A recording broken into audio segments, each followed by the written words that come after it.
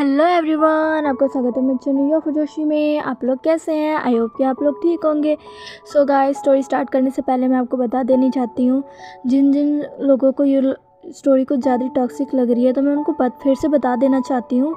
मेरे ख्याल से मैंने बता दिया है, पर मैं फिर से बता देती हूँ कि गाइस, वांग जी को अपनी गलती का एहसास होगा, वांग जी को सुधरेगा, उसको भी विंग से प्यार होगा, पर अभी नहीं, इतनी जल्दी नहीं। वांग जी एक क्रूर हार्टलेस माफिया है और वो इतनी जल्दी नहीं बदल सकता।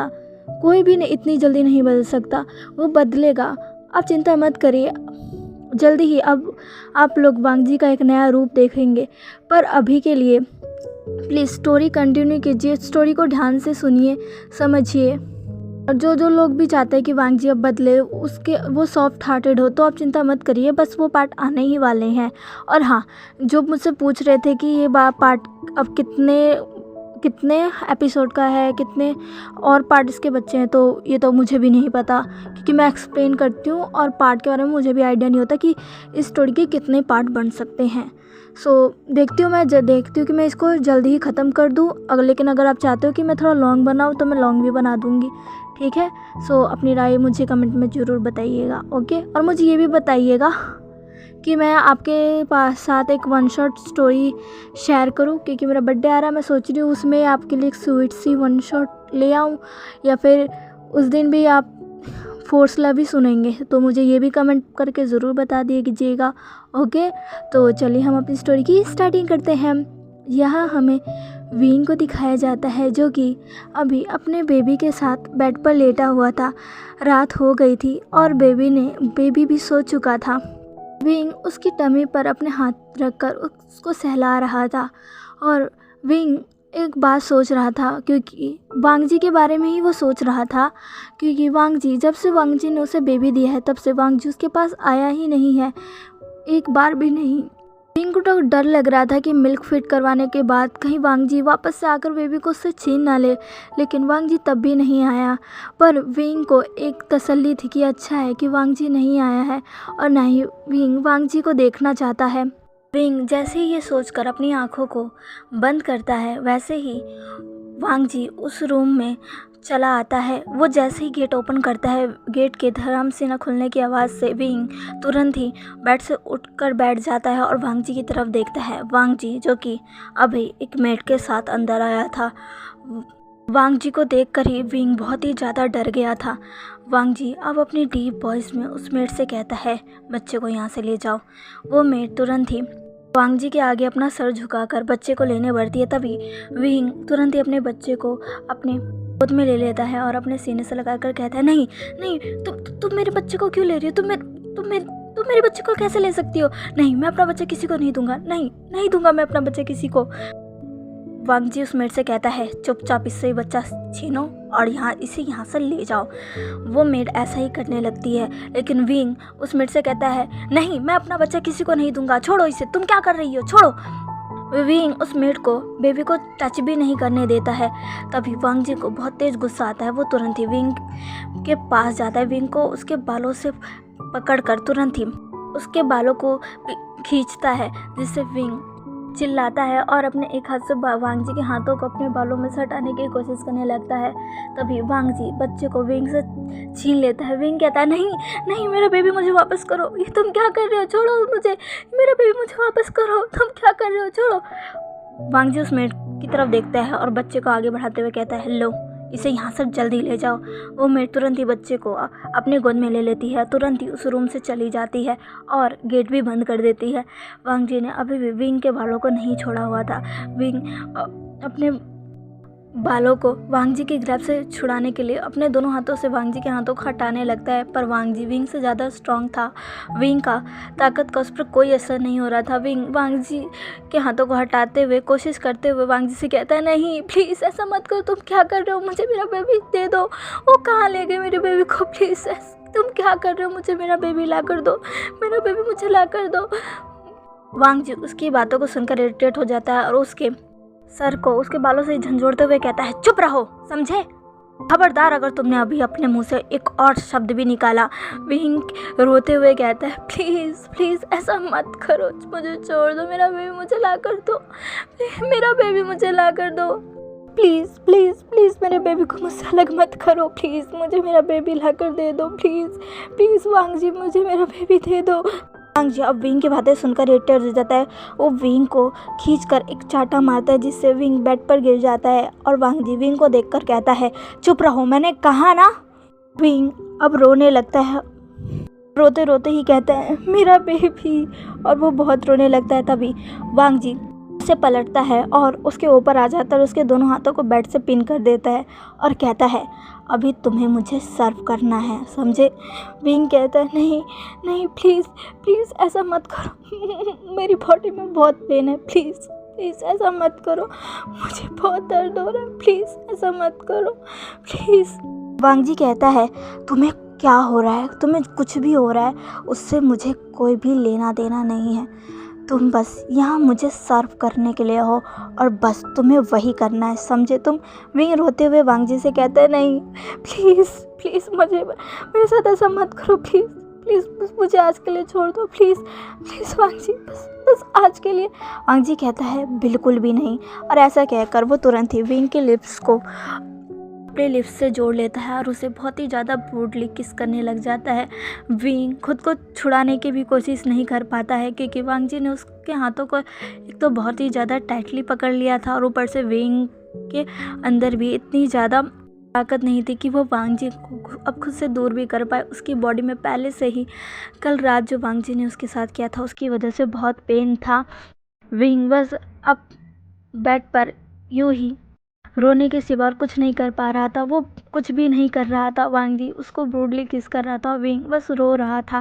वांग जी अब तुरंत ही विंग को किस करना बंद कर देता है और तुरंत ही उठकर विंग के कपड़ों को जल्दी जल्दी निकालने लगता है। विंग वांग जी के हाथों को पकड़ता है, कहता है प्लीज़ प्लीज़ ऐसा मत करो, प्लीज़ प्लीज़। विंग की आंखों में आंसू थे, वो रो रहा था और वो अपनी उस आंसू भरी आंखों से वांग जी को देख रहा था और उससे बेगिंग कर रहा था। पर वांग जी वो विंग की बातों को बिल्कुल भी नहीं सुनता है। वो तुरंत ही विंग के हाथों को हटाता है और तुरंत ही विंग को पूरा नेकेड कर देता है और फिर वो अपने कपड़े भी निकालने लगता है। विंग को पता था कि अब क्या होने वाला है, वो बस बेड पर यूं ही बड़े बड़े रो रहा था। वांग जी तुरंत ही अपने कपड़ों को भी निकाल देता है, तुरंत ही विंग के ऊपर आकर सीधा अब उसके ऊपर अटैक कर देता है और उसे वेट किसेस करने लग जाता है, उसको बाइट करने लग जाता है। विंग बस रो रहा था, वो इस बार कुछ भी नहीं कर रहा था और वांग जी वो अब विंग की निपल्स पर बहुत ही ज़्यादा ज़ोर से बाइट करता है। विंग एक बहुत ज़ोर से चीख मारता है। वांग जी अब वहाँ पर शक करने लगता है और विंग बस अपनी आंखें भरने लगता है और रोने लगता है। वांग जी अब विंग की पूरी बॉडी पर अपने ही किस के मार्क्स बना देता है और तुरंत ही विंग के अंदर एंटर भी हो जाता है, जिससे विंग को इस बार भी बहुत पेन होता है क्योंकि वांग जी कभी भी विंग्स के साथ इंटीमेट होने से पहले उसे कभी भी प्रिपेयर नहीं करता है और वो सीधा ही विंग के साथ इंटीमेट होने लगता है। विंग बहुत ही ज़्यादा रो रहा था पर वो कुछ भी नहीं कर रहा था, ना ही कुछ कह रहा था, वो बस रो रहा था क्योंकि उसे पता था वांग जी से वो कुछ भी कहेगा वांग जी उसकी नहीं सुनेगा। विंग बस रो रहा था और वांग जी बस अपना काम किए जा रहा था। इधर दूसरी तरफ हमें जियानचैंग को दिखाया जाता है जो कि अभी जिनलिंग के लिए डिनर बना रहा था। तभी जिनलिंग जियानचैंग के पास आता है।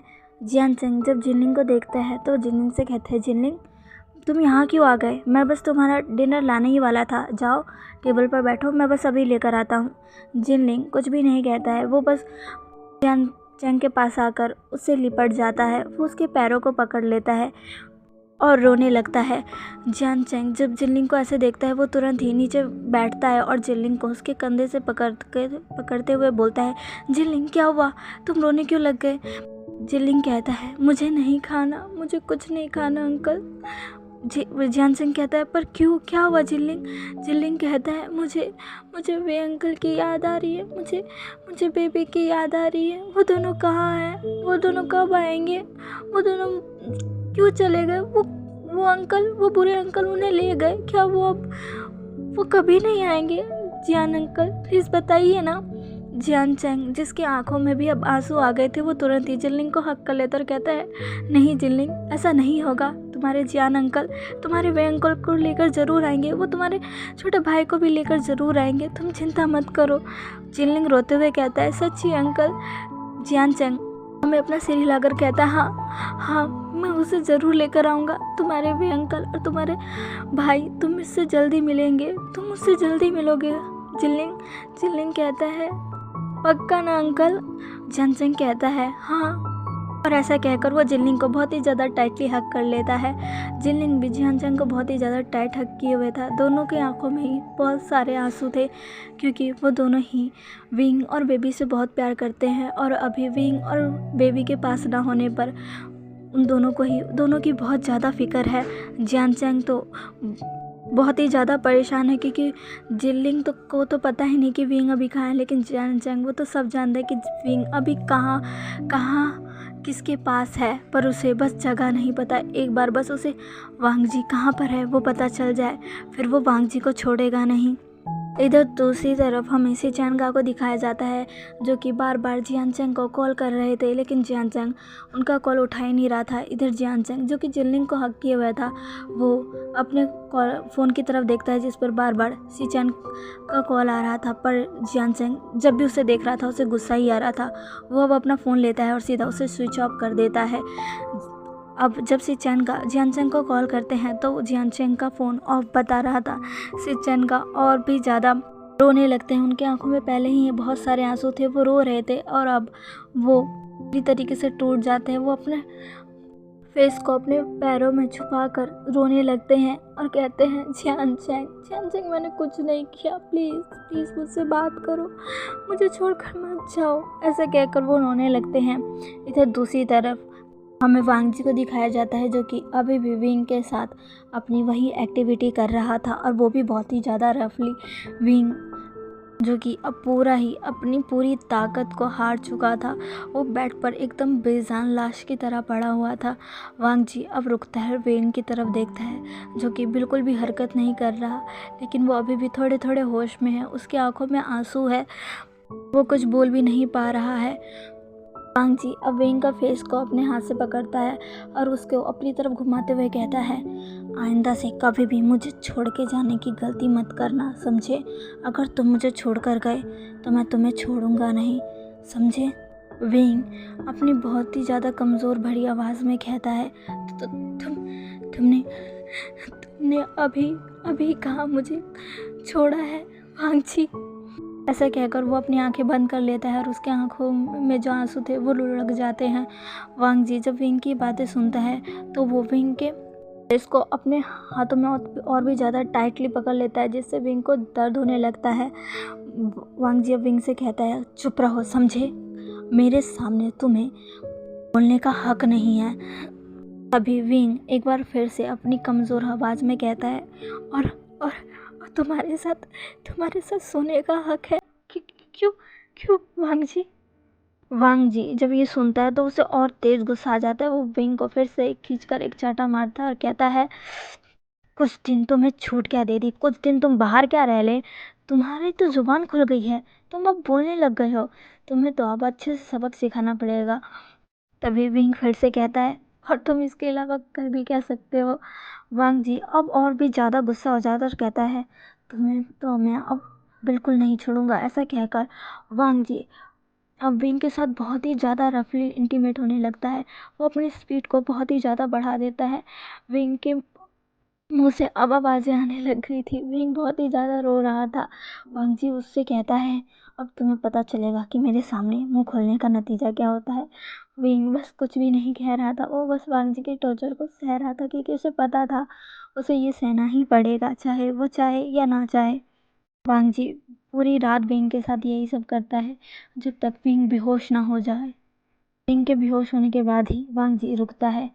वो थोड़ी देर विंग को देखता है और फिर विंग के ऊपर ही सो जाता है। यहाँ से 3 दिन बीत जाते हैं। इन 3 दिनों में वांग जी ने विंग को बिल्कुल नहीं छोड़ रहा था। वो हर बार विंग के साथ बहुत ही ज़्यादा रफली इंटीमेट होता। हालांकि विंग को उसने उसके बेबी से अलग नहीं किया था, लेकिन वो हर दिन हर रात विंग को तड़पाता। और विंग को ये सब सहना पड़ता। इधर दूसरी तरफ जियान चैंग ने अपनी पूरी कोशिश लगा रखी थी विंग को ढूंढ निकालने की। वो हर जगह विंग की तस्वीर दिखाकर पता करता कि कहीं आपने इसे देखा है। वो वांग जी की भी तस्वीर दिखा था कि आप इसे जानते हैं, इसको कभी देखा है, क्या आप जानते हैं ये कहाँ रहता है। पर किसी को भी नहीं पता था। जिन जिन को पता था वो वांग जी को देखकर ही जियान चैंग से माफ़ी मांग लेते और कहते थे मुझे माफ़ कर दीजिए, मैं इसके बारे में कुछ नहीं बता सकता। पुलिस ने भी वांग जी और जियान चैंग की कोई भी मदद नहीं की थी, वो वांग जी के साथ ही थी। और इधर दूसरी तरफ हमारे सिचन का, उनकी हालत बहुत ख़राब हो चुकी थी क्योंकि अब जियान चैंग ने उनसे पूरे रिश्ते नाते सब कुछ तोड़ दिया था। वो सिचेनगा से बिल्कुल बात नहीं करता। इनफैक्ट जब सिचेनगा उसके पास गए, उससे माफ़ी मांगे, उसे बताया कि उसमें उनकी कोई गलती नहीं, उन्हें इसके बारे में बिल्कुल भी नहीं पता था, तब भी जियान चैंग ने उन्हें अपने घर से बाहर निकाल दिया और कहा कि खबरदार तुम दोबारा यहाँ लौट कर आए। सिचेनगा उस दिन पूरी तरीके से टूट गए। उन्होंने खाना पीना भी छोड़ दिया था। वो बहुत ही ज़्यादा बस पूरे कमज़ोर हो गए थे। वो बस पूरे दिन अपने रूम में रोते रहते। उस मैंसन में जो लेडी थी वो एक बहुत ही ज़्यादा ओल्ड लेडी थी जो कि कभी सिचेनगा की नैनी भी हुआ करती थी। वो जब सिचेनगा को ऐसे देखती है तो वो बहुत ही ज़्यादा दुखी हो जाती है। और तब वो सिचेनगा के अंकल को कॉल करती है और कहती कि सिचेन की हालत बहुत ही ज़्यादा ख़राब हो गई है। सिचेनगा के अंकल जब सिचेनगा की ऐसी हालत के बारे में सुनते हैं वो उससे कहते हैं मैं कल ही वापस आ रहा हूँ। सिचेनगा के अंकल तुरंत ही एक फ़्लाइट लेते हैं और अगले दिन ही चाइना आ जाते हैं। वो तुरंत ही अपनी कार से अपने प्यारे नेफ्यू के पास जाते हैं जो कि अभी बिल्कुल भी ठीक नहीं है। वो जैसे ही वो उस मैंशन में आते हैं वो सीधा मेड से यही पूछते हैं सिचेन कहाँ है। वो मेड भी बता देती है कि वो अपने रूम में ही है। सिचेनगा के अंकल सीधा ही सिचेनगा के रूम में चले जाते हैं। वो गेट को सीधा ओपन कर देते हैं और रूम में चले जाते हैं। जब वो रूम में जाते हैं तो वो देखते हैं सिचेनगा बेड पर बेजान होकर पड़े हुए हैं। वो बहुत ही ज़्यादा घबरा जाते हैं। वो जल्दी से सिचेनगा की तरफ भागते हैं और सिचेन को हिलाते हैं और कहते हैं सिचेन सिचेन तुम्हें क्या हुआ, सिचेन उठो। पर सिचेनगा कोई भी रिस्पॉन्स नहीं कर रहे थे। अंकल बहुत ही ज़्यादा डर जाते हैं। वो तुरंत ही सर्वेंट से कहते हैं डॉक्टर को बुलाओ, डॉक्टर को बुलाओ। वो नैनी तुरंत ही डॉक्टर को कॉल करती है। कुछ समय बाद ही डॉक्टर आ जाते हैं। वो सिचेनगा को चेक करते हैं। चेक करने के बाद सिचेनगा के अंकल को बताते हैं कि सिचेनगा ने कई दिनों से कुछ खाया नहीं है, इसकी वजह से वो बहुत ही ज़्यादा कमज़ोर हो गए हैं और बेहोश हो गए हैं। आपको जल्दी ही उन्हें कुछ ना कुछ खिलाना चाहिए, उनकी हालत बहुत ही ज़्यादा ख़राब हो चुकी है। वो अगर ऐसे करेंगे तो उनकी हालत और ज़्यादा ख़राब हो जाएगी। सिचेनगा के अंकल कहते हैं जी हम अब उसका ख्याल रखेंगे, आपका शुक्रिया। डॉक्टर सिचेनगा के अंकल को सिचेनगा के लिए कुछ मेडिसिन देते हैं और फिर वहाँ से चले जाते हैं। सिचेनगा के अंकल सिचेनगा के पास आते हैं। वो उन्हें देखते हैं। सिचेनगा सच में बहुत ही ज़्यादा मुरझाए हुए से लग रहे थे क्योंकि सिचेनगा के अंकल को सिचेन एक खिले हुए फूल की तरह लगते हैं, लेकिन आज उन्हें वही फूल मुरझाया हुआ सा दिख रहा है जिसकी अभी बस थोड़ी सी ही जान बची हो और अगर अब उसे संभाला नहीं गया तो वो फूल मर जाएगा। सिचेनगा के अंकल के आंखों में आंसू आ जाते हैं और वो सिचेनगा को छूकर उनके गाले को सहलाते हुए बोलते सिचेन ये क्या हो गया, तो ये तुम्हें क्या हो गया सिचेन। तभी सिचेनगा के अंकल बहुत ही ज़्यादा गुस्सा हो जाते हैं और मेड के पास जाकर कहते हैं वांग जी कहाँ हैं। तभी वो मेड कहती हैं पता नहीं मास्टर कब से नहीं आए हैं, उन्हें काफ़ी दिन हो गए हैं यहाँ से गए पर वो लौट कर नहीं आए। सिचेनगा के अंकल को अब और भी ज़्यादा गुस्सा आता है। अंकल तुरंत ही वांग जी को कॉल करने लगते हैं। 1-2 रिंग के बाद ही वांग जी कॉल रिसीव करता है और कहता है हेलो। तभी अंकल चिल्लाकर कहते हैं वांग जी ये तुमने क्या किया, तुम्हारी हिम्मत कैसे हुई अपने भाई की हालत ऐसी करने की। वांग जी तुम्हें मैंने कहा था ना, खबरदार अगर तुमने अपने भाई को हर्ट करने की कोशिश की। तुम्हारा भाई तुमसे इतना प्यार करता है और तुमने उसकी हालत ऐसी बना दी। आखिर तुम चाहते क्या हो, तुम अपने भाई की मौत देखना चाहते हो, तुम क्या चाहते हो तुम्हारा भाई मर जाए। वांग जी अपने अंकल की ऐसी बातें सुनकर बहुत ही ज़्यादा शॉक हो गया था। उसे कुछ समझ नहीं आ रहा था। वो अपने अंकल से कहता है अंकल ये आप क्या कह रहे हैं, गा गा वो ठीक तो है ना, उन्हें क्या हुआ है, वो उन्हें क्या हुआ है, आप ऐसा क्यों कह रहे हो? सिजनगा के अंकल कहते हैं वांग जी क्या तुम्हें कुछ भी नहीं पता? वांग जी कहता है नहीं। तभी अंकल कहते हैं अगर तुम्हें कुछ भी नहीं पता तो तुम यहाँ आकर अपने भाई की हालत देख सकते हो, जो कि अभी ऐसे पड़ा है जैसे इसके अंदर कोई जान ही ना हो। तुम्हारे भाई ने कितने दिनों से कुछ खाया नहीं है, वो बेहोश हो चुका था। जब मैं आया तो वो बेहोश था। तुम तो अपने भाई की इतनी सी भी फिक्र नहीं करते। तुमने तो कहा था तुम उससे बहुत प्यार करते हो, पर यह तुम्हारा प्यार, तुम्हारा भाई अभी बेड पर पड़ा हुआ है, वो कोई भी हरकत नहीं कर रहा और तुम पता नहीं कहाँ गायब हो। वांग जी क्या यही तुम्हारे भाई के लिए तुम्हारा प्यार है? वांग जी बहुत ही ज़्यादा परेशान हो जाता है। वो कहते हैं गा को क्या हुआ, गा को क्या हुआ? तभी अंकल कहते हैं तुम खुद आके क्यों नहीं देख लेते? ऐसा कहकर वो फ़ोन काट देते हैं और वांग जी कहता है हेलो हेलो अंकल अंकल, पर फ़ोन कट चुका था। वांग जी कहता है ओ शिट, गा आपको क्या हुआ? आपकी ये हालत जिसने भी की होगी मैं उसे छोड़ूंगा नहीं। आपको क्या हो गया गा? ऐसा कहकर वांग जी तुरंत ही मेंशन के बाहर भागता है। वांग जी जल्दी ही गाड़ी में बैठता है और अपने ड्राइवर से कहता है जल्दी गाड़ी स्टार्ट करो। ड्राइवर भी अब वांग जी की ऐसी आवाज़ सुनकर डर सा जाता है और जल्दी ही गाड़ी को वो स्टार्ट कर देता है। वांग जी कहता है जल्दी मेंशन ले चलो। ड्राइवर जी सर कहकर तुरंत ही गाड़ी को भगाने लगता है। वांग जी कहता है गाड़ी तेज चलाओ। ड्राइवर ऐसा ही करता है। ड्राइवर गाड़ी को बहुत ही तेज चलाने लगता है। तभी कुछ दूर पर ड्राइवर कार रोक देता है। वांग जी बहुत ही ज़्यादा गुस्सा हो जाता है, कहता है तुमने कार क्यों रोकी? ड्राइवर डरते हुए कहता है सर वो सर आगे रेड लाइट है। वांग जी कहता है तुम्हें इस बात की फिक्र करने की जरूरत नहीं है, पूरे सिग्नल तोड़ दो। आज तुम गाड़ी रुकनी नहीं चाहिए, गाड़ी सीधा मेंशन जाकर रुकेगी, समझे तुम? अगर तुम्हें अपनी जान प्यारी है तो गाड़ी स्टार्ट करो, मुझे जल्द से जल्द वहाँ पहुँचना है।